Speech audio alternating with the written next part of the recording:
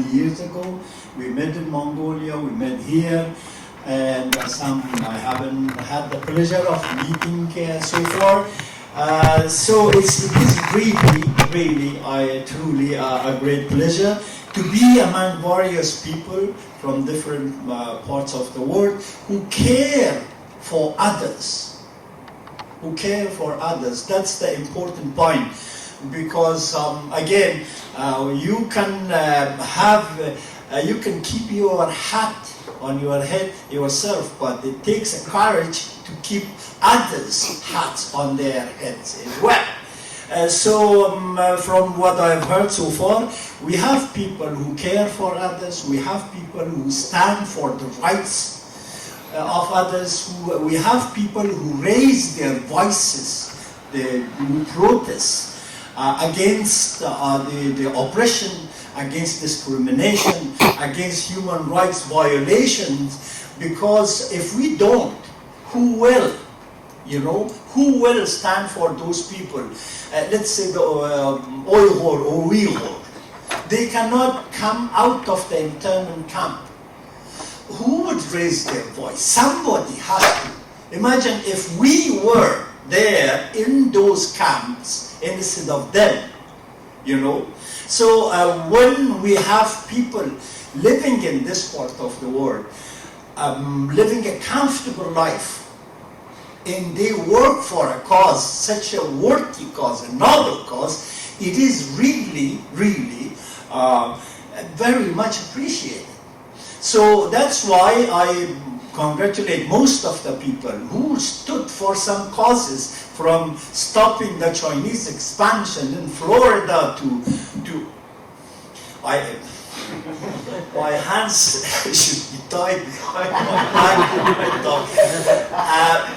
To people who stand for the Uyghurs, to people who stand for the Hazaras, for the Kalmuks, and for the southern Mongolians, who are living under the authoritarian rule that tries to destroy the culture, tries to destroy the background, tries to destroy the history. One of the things in the past I had read somewhere, that when you want to destroy a people, destroy them culturally. Make them nobody. And once you make somebody nobody, he or she cannot stand for anything, because he's nobody. So these countries, they try to destroy the identity of these people. When you have an identity, you're proud of it.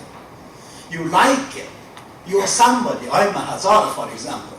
If I'm here, I don't know who I am, who my father was, who my mother was, who my tribe was, or my people were. Who am I anyway? So the first thing that these countries do, such as China, for example, tries to destroy the culture, the language, the background, the history of these people.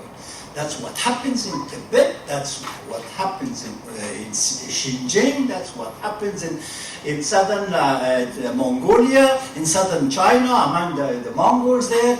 Once you destroy that, then they're lost.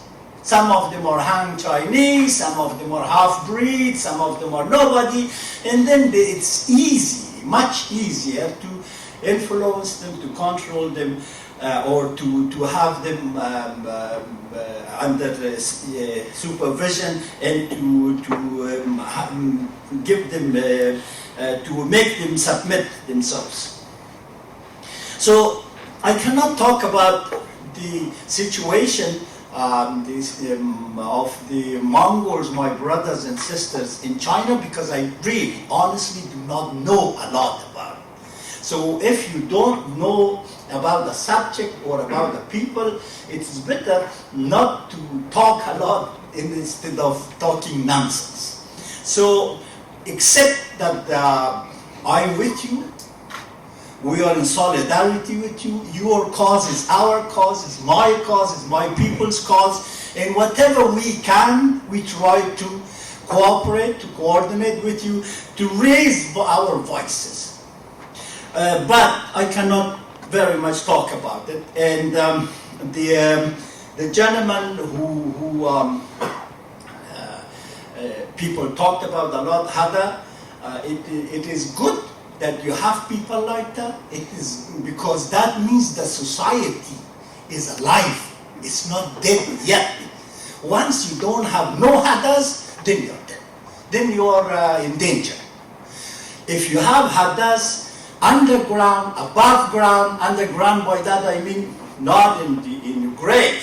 Underground, by that I mean this secret book club that a gentleman had. I like that idea. When I stood against the Soviets for 4 years, we were working in underground in Kabul until all my colleagues were caught and executed. And so we can do underground work. But as long as the people is alive, they can do something. So the Hadas are the heroes of our time. But there is, as Mumbai said, everyone should be Hada. Everyone should raise their voice. To an extent. If you can write for your people. If you can speak for your people. If you can fight in other places, not in China, let's say Afghanistan, when we talk about fighting, because we are a fighting culture, we have been in the fight for 42 years that I've been involved with. So that's why we say a lot of fighting. So whatever ways and means that you can raise the voice of your people, raise it. Okay? So we are proud that we have these Hadas. We wish we will have more. I wish him a long life, successful life, and it is good that the society has these people. Now, the situation of Hazaras a little bit in Afghanistan. Who are we? I have time. The Hazaras are a Turkic Mongolian people. I believe personally that we are more Mongolian than Turkey. Some people, they are less. But we have great affinity to Mongolia. When I went to Mongolia, I found the land of my ancestors. My God, I couldn't be more happier every time I go, even though Ulaanbaatar is a small town, it's nothing. But it's the environment, it's the people, it's the surroundings that gives me feeling. That I talk to those people. I remember one of my companions slept on the floor somewhere when we were going to Genghis Khan's statue. And he said, I'm not going to get up. This is the land of my ancestors. So we have to go. Come on, the bus is going. And that is one thing that I have spoken in the past, and I want to mention very briefly here. It is also the response, although the government, we know the government of Mongolia very well, but it is the responsibility of the government of Mongolia to raise the voices of Mongols all over. It is the mother country, whether it is small or big. We are about 10 people in Afghanistan. The whole Mongolia is 3 million, 2.8 million. But it is the mother country, it's the land of our fathers. Somehow they owe us something. When I am massacred in Afghanistan, I expect that they would raise some voice. These are people at least, not flies, not animals. Please don't kill them. If you don't say that they are my people, at least raise your voice. So they owe us, really, serious. And I've asked for green card in Mongolia. I asked if you give passport, I would be the first one to take it. Because some other countries did. As long as you prove to be a Jewish, when you go to Israel, you are, wow, okay. Can anybody give his time to me? Okay, I try to usually be brief. Now that you make me nervous, I make it longer. When in the past, when you went to Turkey and you proved to be Turkey of Turkey people, they would give you a passport. When the Kazakhs went to Kazakhstan, they gave them passport. Not necessarily that Mongolia can do the same, but it's a huge land, and we have a lot of people, and unique people, and we can work. The Hazaras, I spoke with one of the other fellows here, that we are the most peaceful country, the most hard-working people, the most honest people in Afghanistan. Not one shot has been fired against Americans. We know how to use guns. We have been in the past, we shot against the Soviets, but not for Americans. Because whatever reason that they came to Afghanistan, we consider them to be our liberators. Wrongly or rightly, but because we were sick of the Taliban animals. So not one suicide bomber was among Hazaras. We don't raise those, we raise university students. Okay, so that is, but we are being killed back and forth by the Taliban. And I'm sorry to say that the United States, after all these years, 18 years, trillions of dollars, thousands of dead, they are sitting with the same killers, with the same terrorists, and trying to agree to bring them back to Afghanistan. How do you expect? What do you expect they will do? Do you think they will change their mind? Do you think they are able or they want to kick Al-Qaeda out of Afghanistan? Come on. Come on. 2 days ago, the United Nations released, I'm sure you've seen it, a statement that the Al-Qaeda is still in Afghanistan. They cannot do it. So how can we expect? On paper, they write everything. How can you reinstate these animals on the majority of the people of Afghanistan? Okay, now, most of us as minorities, we have trouble. The Uyghurs, the Mongols, the Tibetans, the Kalmuks, the Hazaras, you name it, we have problems. What can we do? What should we do? Nobody helps us. Nobody.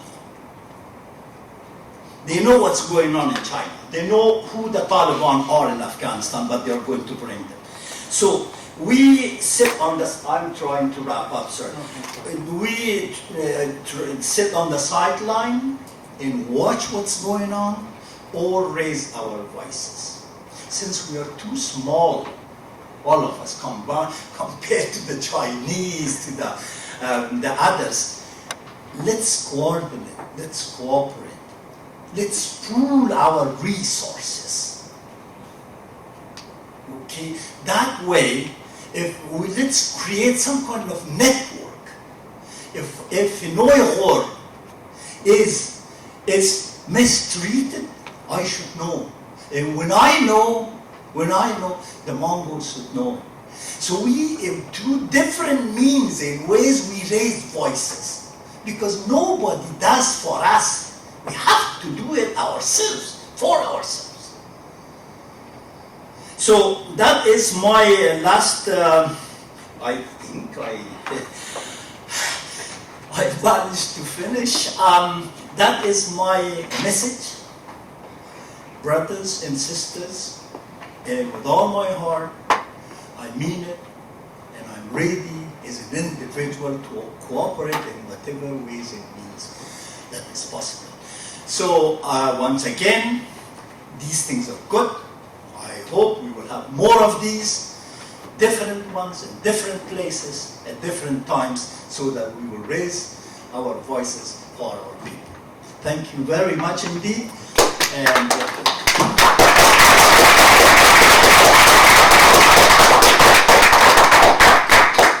thank you for Gizabi for giving my speech.